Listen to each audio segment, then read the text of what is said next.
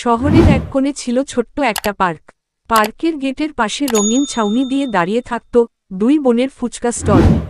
বড় বোন মিষ্টি আর ছোট বোন ঝিলিক, দুজনেই হাসি খুশি, দুষ্টু আর খুব বুদ্ধিমান। তাদের ফুচকার স্বাদ এত বিখ্যাত ছিল যে বিকেল হলেই লাইন লেগে যেত। মিষ্টি ফুচকার ভেতর আলু মশলা ভরত, আর ঝিলিক টক জল বানাত। কিন্তু ঝিলিকের একটা বদভ্যাস ছিল, সে মাঝে মাঝে টক জলে বাড়তি কাঁচামরিচ দিয়ে দিত। তারপর কেউ উফ জ্বলছে বললেই হো হো করে হাসত। একদিন পার্কে এলেন এক কড়া স্কুল শিক্ষক। তিনি বললেন, আমাকে কিন্তু একদম কম ঝাল ফুচকা দেবে। ঝিলিক চুপি চুপি আবারও বাড়তি মরিচ দিল। শিক্ষক প্রথম ফুচকা মুখে দিয়েই হাস বলে লাফিয়ে উঠলেন।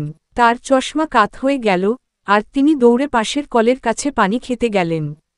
পুরো পার্ক হেসে গড়াগড়ি। মিষ্টি খুব রেগে গেল। ঝিলিক, এভাবে কাস্টমারদের নিয়ে মজা করা ঠিক না। ঝিলিক একটু লজ্জা পেল। সেই শিক্ষকের কাছে গিয়ে বলল, স্যার, ভুল হয়ে গেছে। আমি আপনাকে স্পেশাল মিষ্টি ফুচকা বানিয়ে দিচ্ছি। তারপর সে মন দিয়ে নতুন ফুচকা বানাল। শিক্ষক খেয়ে এত খুশি হলেন যে বললেন, আচ্ছা, তোমাদের ফুচকার স্বাদ সত্যিই দারুণ। সেদিনের পর ঝিলিক আর দুষ্টুমি করে অতিরিক্ত মরিচ দিত না, বরং সে নতুন নতুন স্বাদের ফুচকা বানাতে শুরু করল। চকলেট ফুচকা, দই ফুচকা, এমনকি আইসক্রিম ফুচকাও।